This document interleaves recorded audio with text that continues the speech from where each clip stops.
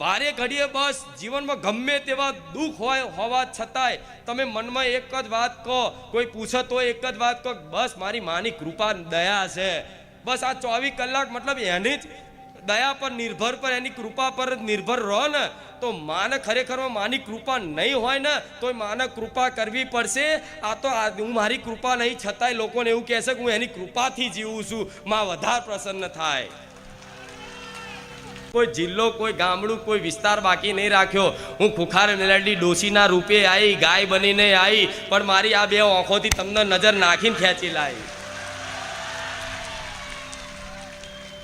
હા, શું ખોટું? હા, તો તમે આવા માતાજીના વાલા છો, તમારી કુળદેવીના વાલા છો, તમે કુટુંબમાં એવું માનજો. જે વાલા હશે ને એ બારેજા ધામમાં ટકવાના છે. જે વાલા હશે ને એના બારેજા ધામમાં ભરોસો બંધાવવાનો છે. કે છે મારી માં તે વાલા રખામણા કરે ના, માં તમામ એના દીકરાઓ પ્રત્યે સમાન ભાવ રાખતી હોય, સમાન પ્રેમ કરતી હોય, પણ માં બધાને હરખું જ વહેંચીને આપો. શું? બધાને હરખું જ વહેંચીને આપો. કે જે ચોકલેટ હોય કે ખાવાનું હોય એ કદાચ હરખું જ માં બધાને પીરસી આલે. અને 4 દીકરા હોય એમાંથી 3 બસ ભૂખ લાગી ખાઈ ખાઈ ખાઈ અને હાથ ધોઈને ઊભા થઈને જતા રહે તો માં તો થોડી નારાજ થાય. એ તો જલ્દી જલ્દી ખાઈને ઊભો થઈને જતો રહે એની રીતે, બરોબર. પણ એક દીકરો એમાંથી એવો હોય કે એ થારીમ લઈને માના ખોરામ બેહે, માના ખોરામ બેહી અને એની થારીમથી લઈ અને પહેલા માના કોરિયો ધરે તો એ માં તરત એના માથે હાથ ફેરવી લે. એનો અલૌકિક સુખ મળે કે મારા દીકરાએ આજે મને કોરિયો ખવડાવ્યો. તે માં બધાને કોરિયા ખવડાવતી હશે એના હાથે, પણ જે દીકરો એ જ થારીમથી લઈને માને પાછો કોરિયો ખવડાવશે ને તો માન કેટલું વાલું લાગે ને. હા, તો તમે આજે તમારા ઘેર તમારી કુળદેવી પ્રત્યે જે ભક્તિભાવથી તમે ઘેર જે ભોણું બનાવો છો, ભોજન બનાવો છો, એ એનું જ કૃપાથી આલેલું અનાજ છે, એની જ કૃપાથી આલેલું ભોજન છે, બરોબર. તો એ જ ભોજન લઈ અને તમે આમ જઈ અને માને આમ ધરો છો ને તો માને એટલું વાલું લાગે છે, હજુ તમને ચો ખબર છે. માં બધાને હરખું રાખે, પણ જે એને પાછો કોરિયો ખવડાવો તો માં કેવું કે ખાય મારો દીકરો, એને તરત ખોરામ લઈ લે, એને હાથ ફેરવે કરે ને એને વાલ કરે, પ્રેમ કરે. એ માં છે. તો તમે માનું જ આલેલું જે બી છે તમારી જોડથી એ માનું જ આલેલું માના શરણમાં આમ અર્પણ કરો છો ને, કઈ બી નિવેજ કે કઈ બી ભોજન, કોઈ બી પેડા, કોઈ બી પ્રસાદી, કોઈ બી ફ્રૂટ આમ માની આગળ આમ ધરો છો ને, ભલે મૂર્તિમાં તમને અવાજ નહીં આવે, એ ફોટામાંથી આ બે આંખોથી તમે એને જોઈ નહીં શકો, પણ છતાંય માં અંદરથી હરખાઈ છે એવો વિશ્વાસ રાખજો. દરેકની કુળદેવી અંદરથી હરખાઈ છે, પ્રસન્ન બની છે, ખુશ બની છે, આ વિશ્વાસ રાખજો. જો આ ભરોસો વિશ્વાસ રાખશો કે મારી પર મારી માની વિશેષ કૃપા છે, તો કૃપા કદાચ નહીં હોય ને, દાખલો આલું, કૃપા તો સજ તમારી કુળદેવીની મારા જેવી મેલડીની, પણ કદાચ તમે વારે ઘડીએ બસ જીવનમાં ગમે તેવા દુઃખ હોય હોવા છતાંય તમે મનમાં એક જ વાત કહો, કોઈ પૂછે તો એક જ વાત કહો, બસ મારી માની કૃપા દયા છે. બસ આ 24 કલાક મતલબ એની જ દયા પર નિર્ભર પર એની કૃપા પર નિર્ભર રહો ને તો માને ખરેખરમાં માની કૃપા નહીં હોય ને તો માને કૃપા કરવી પડશે.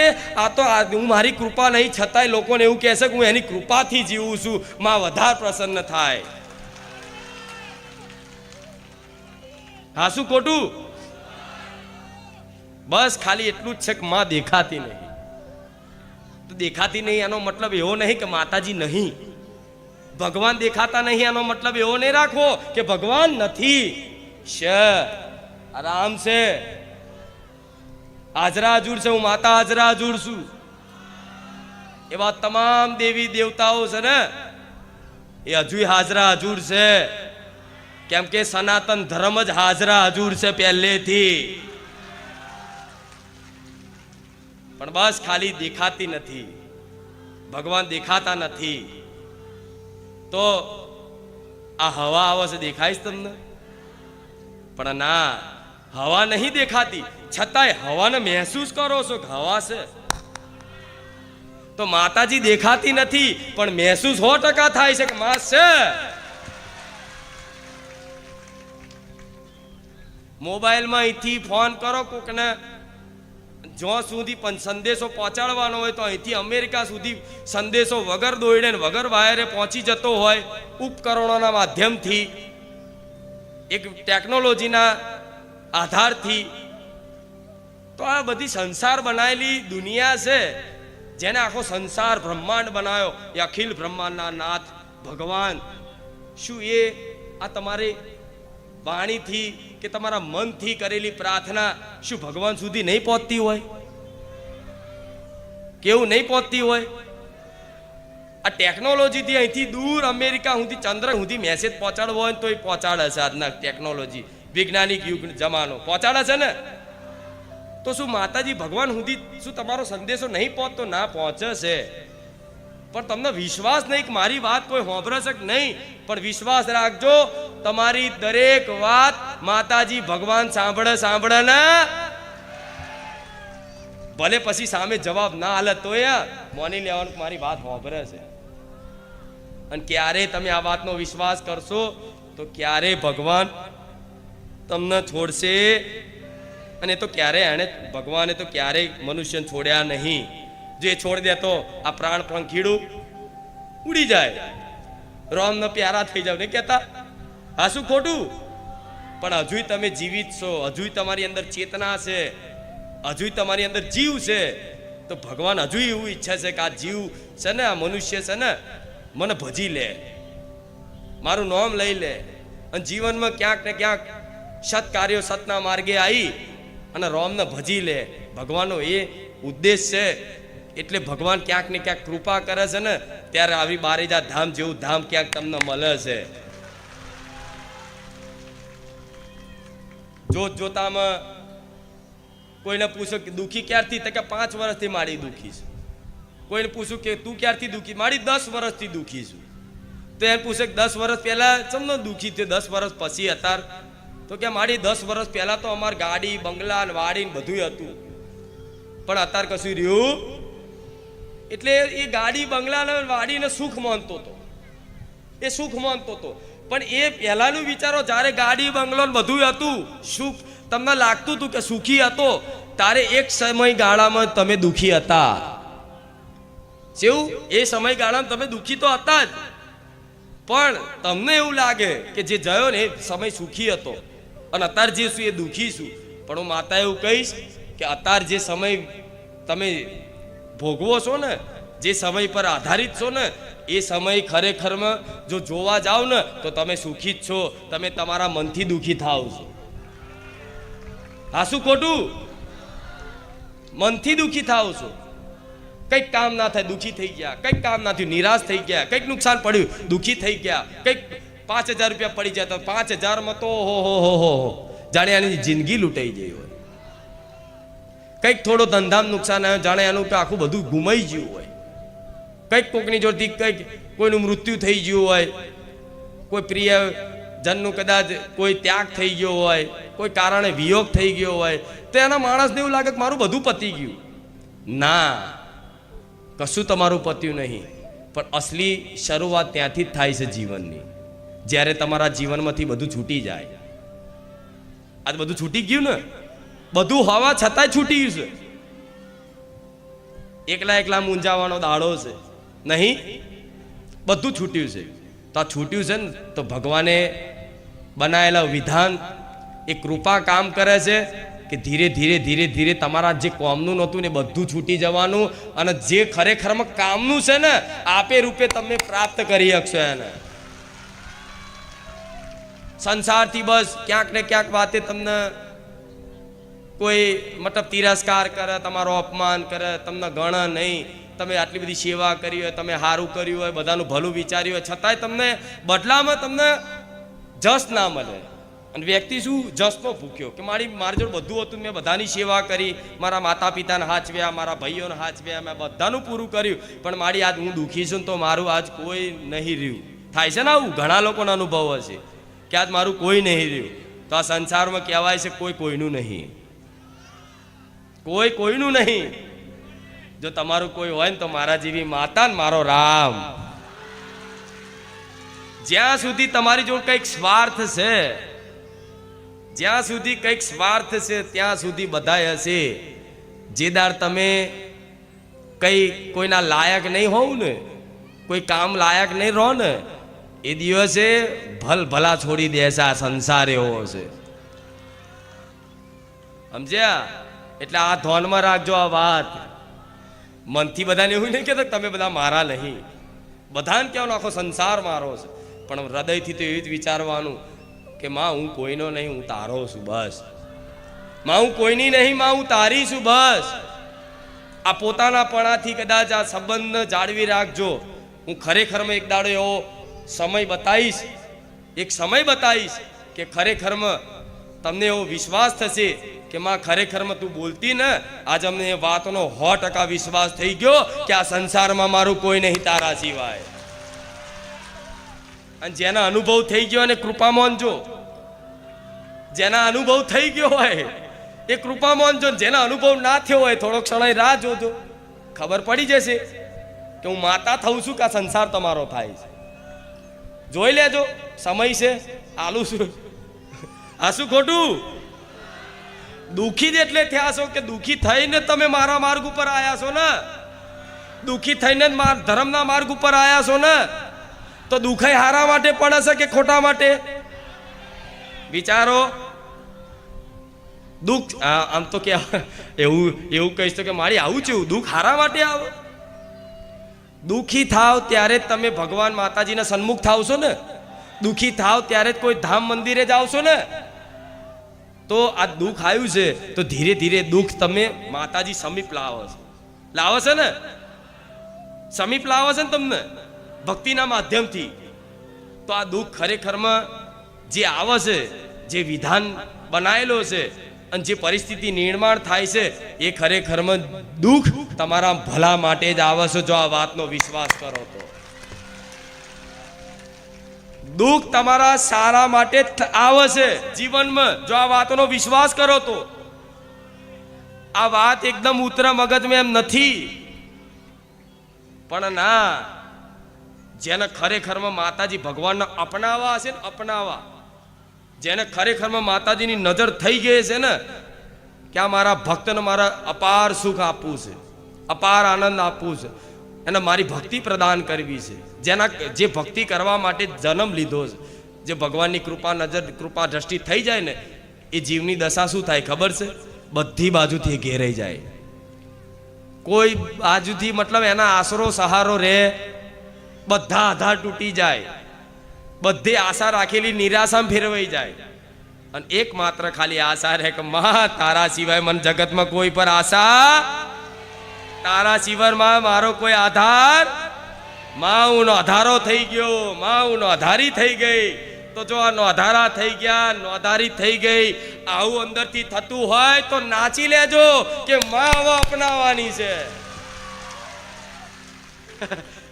નાચી લેજો તરત, નવાઈ લાગશે આ વાતો. એટલે કહું છું દુઃખ છે ને, દુઃખ એ વ્યક્તિને શિક્ષા માટે આવે છે કે દુઃખમાં જ વ્યક્તિ આખો બદલાઈ જાય. ખરાબ માણસ હોય, ખરાબ એકદમ દુષ્ટ વ્યક્તિ, પણ એના જીવનમાં એવા ભયંકર દુઃખ આઈને ઊભા થઈ જાય ને, એ ખરાબ વ્યક્તિ તે એ દુષ્ટ વ્યક્તિ તે સજ્જન વ્યક્તિ બની જાય, એનું નામ દુઃખ કહેવાય. હા શું ખોટું? ખરાબમાંથી સારા બનાવવા માટે સાચો તમારો ગુરુ હોય ને તો દુઃખ. આ વાત કડવી લાગશે, આવી કેવી વાત? તો હા, આ દુઃખના લીધે જ તમે માતાજી ભગવાનની સમીપ આવો છો. સમીપ આવવાથી માતાજીની પ્રભાવથી, માતાજીની ભક્તિની મહિમાથી, માતાજીનું નામ લેવાથી, માતાજીનું સ્મરણ કરવાથી આપે રૂપે તમારી અંદર સદગુણોનો વિકાસ થાય છે. તમે હારી ભાવના કરતા થઈ ગયા છો, તમે કોકનું ભલું કરવાની ઈચ્છા કરો છો. તો આ સારા બનવાનું જ્યાં માર્ગ મળ્યો છે, તો આ દુઃખનો આભાર માનજો, દુઃખને કોસતા નહીં. અને દુઃખી થાવ તો બીજા કોઈ દોષ આલતા કે આ વ્યક્તિના લીધે હું દુઃખી થયો, આ પરિસ્થિતિના લીધે દુઃખી થયો, આના લીધે દુઃખી થયો, આ સમયના લીધે દુઃખી થયો, આ મારી ગલતીના લીધે દુઃખી થયો, આ ફલાણા લીધે દુઃખી થયો, એ કશું જોતા નહીં. હું માતા એવું કહીશ, ખાલી એટલું જ હૃદયમાં રાખજો કે ભગવાને જે રચાયું છે મારા મંગલ માટે જ રચાયું છે. ભલે જે થયું હોય થયું, પણ હવે હું હારા માર્ગે આવવા માટે હે રામ હું તૈયાર છું. હે માતા, હવે તું જેમ ચલાવે ને એમ મારા જીવનની રિમોટની ગાડી તું જેમ ચલાવે એમ હું ચલાવવા માટે હું તૈયાર છું. લે આ મારી ગાડીનું રિમોટ સ્ટેરિંગ તારા હાથમાં આપી દીધું. જેમ અર્જુને કૃષ્ણ ભગવાનને રથમાં સારથી બનાવી જતા ને ભગવાન, એ રીતે તમારા જીવનના રથમાં મન માતાને સારથી બનાવી દો. તમારું મન આગુ પાછું થશે ને મારી લગામ ખેંચીને આમ લઈ જઈશ. એ ઘોડા ઇન્દ્રિયો છે, આંખ કાન નાક એ ઇન્દ્રિયો છે. ઇન્દ્રિયો જે બાદ જાય મતલબ એ ઘોડા જે બાદ જાય એ બાદ ખેંચે, પણ લગામ હોય લગામ તે ઘોડાને પકડી રાખે કે નહીં આપણે આ માર્ગે જવાનું. એ રીતે આ ભક્તિનો માર્ગ એવો છે ને, તો આ માર્ગે આવશો ને તો તમારી આ ઇન્દ્રિયો જાત જાતની ઈચ્છાઓ કરાવશે. આ કર લઉં, આ કર લઉં, આ કર લઉં, આ કર લઉં, આ કર લઉં, પણ આ મારી દોર પકડેલી મન માતાને સારથી બનાવીએ છે ને તે તમારા ઇન્દ્રિય રૂપી ઘોડા છે ને, હું મારી આ લગામ ખેંચી અને એ મારા સીધા માર્ગ ઉપર લાવીશ કે દીકરા તારા લક્ષ્ય સુધી પહોંચવાનું. હા શું ખોટું? હા, એટલે આ બધી વાતો એવી છે, આધ્યાત્મિક વાતો કહેવાનું. શું કહેવાય? અને અસલ આ જીવનમાં વાતો સત્ય છે. અંતરાત્માથી હૃદય સ્વીકારે છે આ વાતને, કેમ કે આ વાત આ તમારી અંતરાત્મા છે ને એ સનાતન સત્ય છે. અંતરાત્મા છે ને એ જ પરમાત્માનું અંશ છે, સ્વરૂપ છે. તો જો અંતરાત્મા સુધી આ વાત સ્વીકારતા હોય, સાચી વાત છે મારી, તો અંતરાત્મા તમારી સ્વીકારે છે મારી વાણીને. આ શું ખોટું? હા, તો હવે આ પ્રશ્ન થાય કે મારી દુઃખ જીવનમાં આવ્યું એમાંય આપણું મંગલ. ભગવાને શું દુઃખ આપીને આપણું ભલું ઈચ્છે છે, ખરાબ ઈચ્છે છે? એટલું બધું દુઃખ છે કે કોઈ કહેવાય એવું નહીં. પણ આજે નહીં ખબર પડે, થોડાક સમય પછી એવી ખબર પડશે કે જો આ સમયગાળામાં દુઃખ ના આવ્યું હોત ને તો આજે હું જે છું ને એ ના હોત. આજ મારા દીકરાના જીવનમાં કોઈ જાતનું દુઃખ ના આવ્યું હોત ને તો મારો દીકરો આજ જે છે ને એ ના હોત. એ દુઃખી થયો ત્યારે મારા શરણ ચાલ્યા છે. એ દુઃખી થયો ત્યારે મને રડીને પોકાર કરી છે. એ દુઃખી થયો ત્યારે મારા શરણે પડ્યો છે. તો આ તમારા જીવનમાં દુઃખ આવે છે, માતાજીની સાચી ભક્તિ કરવા છતાંય, એને સાચી રીતે મતલબ દિલથી માનવા છતાંય, સેવા કરવા છતાંય કોઈ દુઃખ એકદમ દૂર ના થાય ને તો વિશ્વાસ રાખજો કે ભગવાને માતાજીએ તમારા માટે મંગલ મંગલ મંગલ જ રચી રાખ્યું છે. અમંગલ થવાનું નથી. તો કે મારી જે થાય એ હારા માટે થાય છે. આવું જ એવું તે નાની એવી એક વાર્તા કહું તમને, સાંભળશો? હા, એક રાજા હતા અને રાજા મતલબ પહેલા રાજાઓને એવો શોખ કે શિકાર કરવા જાય જંગલમાં, કંઈક ને કંઈક આ તે મતલબ એવા શિકાર કરતા જે પાકોને નુકસાન કરે. એવા મતલબ શિકાર કરવા માટે જતા, ધનુષની અભ્યાસ કરવા માટે જતા. એના અભ્યાસ તો કરવો પડે ને, ધનુષ શીખવા માટે, શસ્ત્ર શીખવા માટે એનો અભ્યાસ તો કરવો પડે. એ ધનુષ મતલબ શીખવા માટે એ અભ્યાસ કરવા જતા. તો એક દિવસ રાજા એમ કરીને અભ્યાસ કરતા કરતા આમ બાણ ચડાવ્યું પ્રત્યંચા પર, અને પ્રત્યંચા પર બાણ ચડાવતા અહીંથી એ જે બાણની જે દોરી હોય, તાર હોય, એ તાર એવો છટક્યો ને તે રાજાનો અંગૂઠો કપાઈ ગયો. શું? રાજાનો એ અંગૂઠો કપાઈ ગયો. તો એના જે મંત્રી હતો ને જે બાજુમાં, એ થોડો આધ્યાત્મિક હતો, ભગવાનને માનવા વાળો હતો. તો એણે મતલબ રાજા કે મારો અંગૂઠો કપાઈ ગયો. તો બધાએ મતલબ સેનાપતિ ને મંત્રીઓ બધા ભેગા થઈને એને મતલબ ડૉક્ટર જોડને ઈલાજ બિલાજ કરાયો, પાટાપિંડી કરાવી, અને બેઠા બેઠા મતલબ રાજા દુઃખી થઈ જાય કે મારો અંગૂઠો હવે કપાઈ ગયો, તો હવે હું બહાર ચમલું ચલાવીશ. જેવું હું બહાર ચમલું ચલાવીશ. તો એમાં જે મંત્રી હતો ને, મંત્રી જે ભક્ત હતો ભગવાનનો, એણે થોડું મતલબ ઉતાવળમાં એવું કહી દીધું કે રાજા જે થાય હારા માટે થાય છે. જેવું આ જે થયું ને હારા માટે થયું, તમે ચિંતા કરશો? તો રાજાને આવ્યો ગુસ્સો. એક તો કે મારો અંગૂઠો કપાઈ ગયો, અને તું પાછો એવું કહે છે કે જે થાય આના હારા માટે થાય છે. તે રાજાનું મગજ જ્યું. રાજા તો એટલે રાજા જ કહેવાય ને. રાજાને આવું કહી દે કે જે થાય એના હારા માટે થાય. ઉપરથી એને આશ્વાસન આલવાનું કે ભાઈ બહુ વાગ્યું, થઈ જશે, ચિંતા ના કરશો. આમ તેમ ઉપરથી શું કીધું? જે થાય હારા માટે થાય છે, શું લ્યા ચિંતા કરો છો? એનું ખોપરું જ્યું, મગજ જ્યું કે તું એક તો આ અંગૂઠો કપાઈ જાય, તું પાસે કહે છે હારા માટે થાય છે. આ મંત્રીને ઘાલ દો જેલમાં. શું? મંત્રીને ઘાલ દીધો જેલમાં. હવે એ જેલમાં ગાલ્યા પછી થોડાક સમય, મહિના કે એકાદ મહિનામાં એ રાજા એકવાર ફરી મતલબ જંગલમાં નીકળ્યા હશે.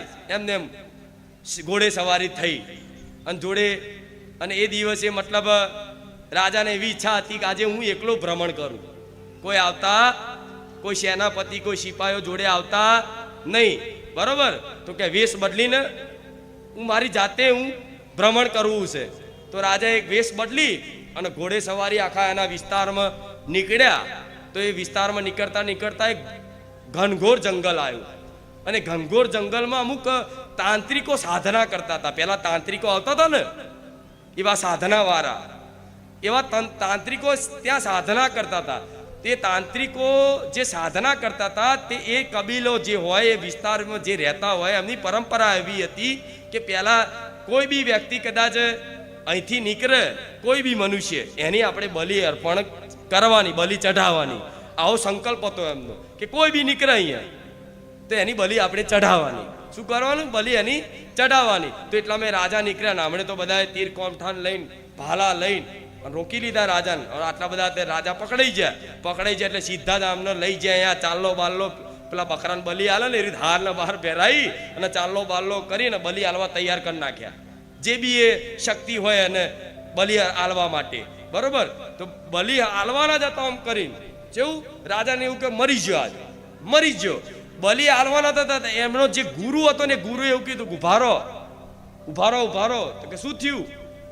તો કે ઉભારો, બલિ એકદમ હલાશે નહીં. તો કે કેમ? તો કે આપણે એવી પ્રથા છે કે જે મનુષ્યની બલિ આપવામાં આવે, જે વ્યક્તિની બલિ આપવામાં આવે, એ વ્યક્તિ પૂરેપૂરો સાજો હોવો જોઈએ. એનો એક અંગ કપાયેલો હોવો જોઈએ, એનો એક અંગ તૂટેલો હોવો જોઈએ. તો કે આનો અંગૂઠો કપાયેલો, આ ચાલે નહીં. કેવું આ ચાલે? એટલે તાત્કાલિક એમણે શું કર્યું? એને છોડી દીધા કે હાર જાઓ. એમને કમ્પ્લેટ નવડાવી કીધું કે જાઓ ભાઈ, હવે તમારું કામ નહીં, તમે ચાલે એવા નહીં. બચી ગયા કે ભગવાનની કૃપાથી બચી ગયા કે અંગૂઠો કપાયેલો હતો, નકર રાત બલી ચડી જાય. તો રાજા તો તરત મંત્રીની વાત યાદ આવી. મંત્રીએ કીધું તું જે થાય હારા માટે થાય છે. હારું અંગૂઠાએ જ મને બચાયો, આ અંગૂઠાએ જ મને બચાયો. તો હવે તો રાજાએ તરત જ ખુશ થઈ, પ્રસન્ન થઈ અને રાજ દરબારમાં જઈને બધા સિપાહીઓને, સેનાપતિને, બીજા બધા મંત્રીઓને બોલાયા કે પેલાને આઝાદ કરી દો ને એને મારી આગળ લઈને આવો, એનો ધન્યવાદ કહેવો છે, એના પ્રણામ કરવા છે. તો મંત્રી આયા ને મંત્રીને કીધું કે મારી ભૂલ થઈ જાય, મેં તમને આવી રીતે બોલ્યો, અને પણ આ તમે જે કીધું ને જે થાય હારા માટે જ થાય છે, આ વાત તમારી સત્ય સાબિત થઈ કે આ અંગૂઠો જો ના કપાયો હોત તો આજે મારું મૃત્યુ થઈ જાત, મારું બલિ આપી દેત, મારી આજે બલિ ચડી જ જાત, પણ આ અંગૂઠાના લીધે હું બચી ગયો. બસ આ વાત થી પ્રસન્ન થયા રાજા. મંત્રીને કીધું કે તમારે જે ઇનામ જોતું એ બોલો. મંત્રીએ કે મારે કોઈ ઇનામ જોતું નહીં, પણ રાજા કે એક પ્રશ્ન છે કે બરોબર છે કે ભાઈ મારો અંગૂઠો કપાયો, જે થાય હારા માટે થાય છે, પણ તમે ચો તો કોઈ ગુનો, તમારે જેલમાં મેં તમને ઘાલ દીધા એ શેના હારા માટે? મેં તમને જેલમાં ઘાલ્યા એ છે તમને હારા માટે. બધું ભગવાન હારા માટે કરે, તો મેં તમને જેલમાં ઘાલ દીધા 1 મહિનો, તો એ શેના હારા માટે? તો મંત્રીએ કીધું કે રાજા, જાર તમે એકલા જાઓ ને તો મને જોડે લઈ જાઓ છો. જો મને જેલમાં ના નાખ્યો હોત તો હું તમારી જોડે હોત, તો તમારો અંગૂઠો કપાયેલો જોઈ અને તમને છોડી દેતો. પણ મારા તો બધા અંગ હાજા હતા, તો મારી જોડે બલિ ચડી જાય. આ વાતથી શું સાબિત થાય? ભગવાન જે રચાવે બધું, અત્યારે એવું લાગે કે દુખી છું, કાલે ખબર પડે કે ના, ભગવાન મંગલ ભવન મંગલહારી કે છે ને, દ્રવ સુ દશરથ અજીર બિહારી. ભગવાનનું નામ, ભગવાનની મહિમા મંગલ જ છે, પણ આ જ્ઞાન નથી ને એના લીધે તમે દુઃખી થાઓ છો. અંગૂઠો પણ આ બધી કહાનીઓ નહીં, આ સત્ય વાર્તાઓ છે. અને આ વાર્તાઓ ખાલી કલ્પના નથી. આ બધી આપણા પુરાણોમાં, ગ્રંથોમાં બધું લખેલું છે કે જેથી ભક્તોનો ભરોસો ટકી રહે કે જે થાય હારા માટે થાય છે. એમ વેઠી અને ભગવાનનો આભાર માની, ભગવાનની કૃપા માની, ભગવાનને પ્રાર્થના કરી અને વેઠવાની થોડી શક્તિ રાખે. ઉપરથી વેઠવાની જગ્યાએ તમે મેણા મારી લો છો. આટલા ટાઈમ દીવા કર્યા, આટલા ટાઈમ આ કર્યું, આટલા ટાઈમ આ કર્યું, કશું થતું નહીં. આ તો જવા દો ભાઈ, હું તો રામ રામ કરીને થાક્યો. આ તો બધી વાતો છે. એટલે જો ખાલી વાતો હોય ને તો આવા લાખો મારા ભક્તો આકર્ષિત થઈને દર રવિવાર આટલો મેરો ના થાય. જો આ પાખંડો હોત, આ નાટક હોત, આ બધા ખેલ હોત ને તો આ બધા ખેલ જોવા નહીં આયા. ખેલ જોવા હોય તો મોબાઈલમાં દેખાય છે. આ શું ખોટું? તો તમે ખેલ જોવા આવ્યા છો? ના, તમે આપે રૂપે આકર્ષિત થઈને આવ્યા છો. અને આકર્ષિત તમારી અંતર આત્માથી ખેંચાઈને આવ્યા છો. જેવું અંતર આત્માથી ખેંચાઈને આવ્યા છો. હું કોઈને આમંત્રણ નહીં આવતી, દર રવિવારે આવજો તોય આવો. તો ગોર પડ્યો હોય ને, ગોર મીઠો ગોર, મીઠાશ હોય ને જ્યાં, કીડીઓ આપે રૂપે ઉભરાય. તો અહીં ગોર પડ્યો છે, મીઠાશ છે, એટલે કીડીઓ મકોડા ઉભરાય જ ને. આ શું ખોટું? ઓ જે કીડીની જે મકોડાની જેટલી તાકાત સામર્થ્ય છે એટલું લઈ જશે. આ શું ખોટું? હા, તો જે પરિવારમાંથી 2-4 સભ્યો આવતા હોય એ પરિવાર ખરેખરમાં મારી કૃપા પાત્ર છે. અને જે પરિવારમાંથી એક પણ સભ્ય આવે છે, એક તમારા પરિવારમાં કોઈ નથી માનતું, ખાલી એક ભક્ત છે એક પરિવારમાં મારો, તો ભલે એના મતલબ પરિવારવાળા એને આવા દે ના આવવા દે, પણ એ મનથી ઘેર બેઠા બેઠા તે કદાચ અહીં આવવું હોય પણ નહીં આવી શકતો, પણ એ રુદનથી મતલબ અંદરથી એ વેદના અનુભવ કરે છે ને હૃદયમાં કે મારા આવું છે, પણ મારા પપ્પા, મારી મમ્મી, મારો પતિ, મારો ભાઈ કોઈ મને લઈને નહીં આવતું, માં ક્યારે અવાશે, ક્યારે અવાશે. તો એવા ભક્તોને કહીશ, ઘેર બેઠા વિડીયો જોનારા ભક્તોને કહીશ કે તમે ચિંતા ના કરતા, તમે આ હૃદયથી આ પીડા અનુભવ કરો છો તો તમે અહીં નહીં આવી શકો તો કંઈ નહીં, હું તમારા ઘેર આવી.